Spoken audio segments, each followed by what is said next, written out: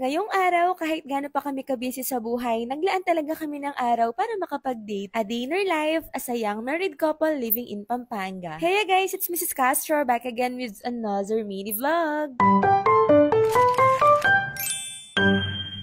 For today's vlog, kung nakikita nyo, bagong ligo nga ako dyan at nakapagbihis na ako. Kaya naman nagpapatuyo na rin ako ng buhok. Etong hair blower ko na to guys, ang tagal na nito sa akin. Hanggang ngayon, ayan, gumagana pa din at napakabilis matuyo ng hair ko dyan. Anyway, fast forward, umalis na nga pala kami ng bahay dyan. Kasi nga yung first agenda namin, pupunta kami sa dentist. Dito lang naman located to sa may Santa Ines at papapasta nga pala ngayong araw si Mr. Castro bago kami magpunta sa mall. Mabilis lang naman siya dito kasi wala namang ibang patient at after noon, dumiretso na kami sa SM Clark. Dito sa SM Clark, malapit lang kami talaga dito guys, kaya palagi din kami dito nagmo-mall. Nakakatuwa nga kapag kami nababasa akong comment, sabi nila kapag ka nasa SMC sila, sana daw makasalubong namin sila. Kahit malapit kami dito, hindi naman everyday kasi nagmo-mall kami. At ngayong araw nga din pala, maghahanap kami ng bagong induction cooker kasi nasira na yung amin. At bago nga kami magpunta sa SM Appliances, dumiretso muna kami dito sa may drugstore kasi nga may bibilhin akong gamot. At itong araw na to, nilaan talaga namin to para sa isa't isa para makapag-date na din kami. Before kasi, pinag-usapan talaga namin to, yung tipong kahit mag-asawa na kami, hindi pa rin mawawala yung time na ganito. Yung tipong kahit busy kayo sa araw-araw, marami kayong ginagawa, okay pa din yung maglaan kayo ng time sa isa't isa. Yun bang katulad ng ginagawa nyo nung mag-boyfriend, girlfriend pa lang kayo, yung nagde-date kayo, kumakain sa labas? Ako nga, nag-crave ako ng samji ngayon, kaya naman nag-samji kami dito sa SMC. Kahit simpleng ganito lang, sobrang saya na, tapos parang feeling mo na-recharge ka, ganun. Hindi na nga ako masyadong nakapag-video dito kasi in-enjoy talaga namin yung pagkain. Spray lang ng oral breath spray after nun, sibat na agad kami para mapunta dito sa SM Appliances. Naghahanap nga kami ngayon ng induction cooker, yung hindi na sana color white. Kasi yung tough mama namin dito, matagal na to sa amin guys, parang 2 years na yata. Naku, sobrang dumi na parang masisira na. O diba, tignan nyo naman, induction cooker yung hinahanap, pero naghanap ng 2-door na ref. Hindi nga kami nakapag 2-door dito sa bahay, siguro sa rest house na lang to, kapag ka nakapagpagawa na kami sa Kamaya Coast. Sa ngayon, wala pa yon, i-manifest at ipag-pray ko talaga yon soon. Kapag talaga adulting na, ang sarap magtingin ng mga appliances sa bahay, no? Tapos, ayan, binibigay na nga pala sa amin yung resibo kasi nga nakapili na kami ng brand. Emerflex nga pala yung napili naming bagong induction cooker. Tama ba, Emerflex yung pronunciation nun? Any thoughts, guys, about this brand? Sabi kasi nila, isa to sa mga pinakamatibay na induction cooker. At color black nga itong napili namin, hindi na white, para hindi na dumihin. Nung matapos nga naming mabili yan, dumiretso na kami sa parking lot para makauwi na din. Buti nga't ang ganda ng panahon ngayon, no? Hindi na talaga maulan. Pag uwi naman sa bahay, tignan nyo, excited talaga akong buksan itong bagong parcel ko. Kung nakita nyo yung Harper pants na suot ko na nag-grocery kami sa SNR, guys, nag-order ulit ako ng mga ibang kulay. Sobrang gaganda nitong pang-alis, napaka-comfy suotin. Tapos, in-orderan ko na nga pala ng cover itong mga passport namin na kung kailan kaya ulit magagamit to. At nakakatuwa lang tignan kasi tignan nyo, marami-rami na rin yung tatak ng mga passport namin. At sana talaga this year, madagdagan ulit yan. Safe